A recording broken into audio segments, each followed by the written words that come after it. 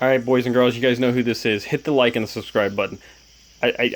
Why am I even saying that? Why the fuck do I have to say that? But anyway, we've got a huge trip coming up this week. We've got a large amount of stuff to get out. We've got electronic scrap, as you can see right here, and we've got my precious. Let's deal with the electronic scrap first. This is going to go to boardsort.com. It'll be the last thing that gets sent out of my Jeep. It'll be the last thing I drop off, because we're taking the precious off first. But we've got boards in here. Most of this stuff, like 90% of this, has been predominantly sorted and separated out. We've got firewall and like telecom scrap here. So you're looking at probably $100 to $150 in that range. Yes, it's not much for me to ship off, especially all the way from down here in Virginia. But I'm dropping the carbide off. It's not too far away.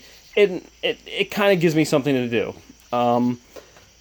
And besides, once I drop the carbide off, I'm still like, the contract is like 30 days to be paid. Now, sometimes Billy is really nice and he'll get me my money like within a week. Like if I were to drop the carbide off Monday morning, chances are the full amount would be put into my account, deposited into my account by like Friday, 3 o'clock. So, but the contract stands for 30 days, so that's what I have to assume. And because once I drop the carbide off, I'm not really going to have anything to do. I've got a little bit of money in my pocket, and I do mean a little bit because the bills don't stop just because I do. But I'll have a little bit of money, and this will give me just a little bit extra cash to pull through, get me some gas on the way back home, maybe do some grocery shopping before I hit the front door.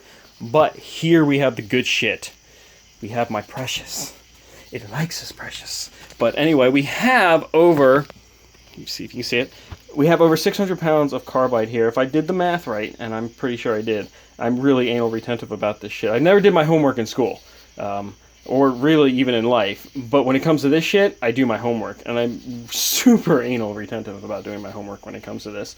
So I did my homework here. There's a net weight of 615 pounds. I think after sandblasting comes through, I'll probably be down just a little bit below that. Hopefully not too much.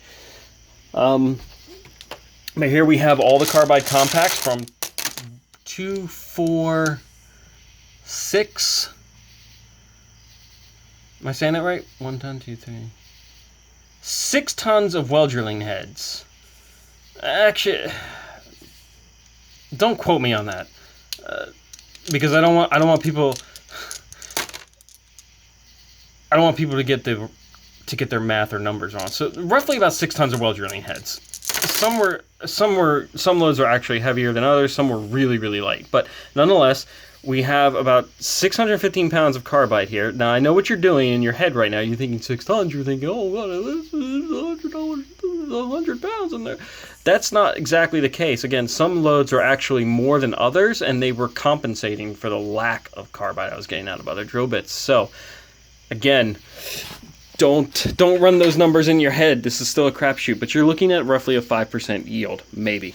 Anyway, I've got it all sorted here. I've gone through, I've gotten out all the copper and brass shims and steel shims. I've gone through and I picked out the bad ones where like the copper shims were still attached to the bottoms of them. They definitely don't want that. This stuff will all be sent off to a peening company or sandblasting company as it is, and they will be shined up. They will be beautiful. They will look like fucking diamonds. I will take pictures. I will post them to my Twitter.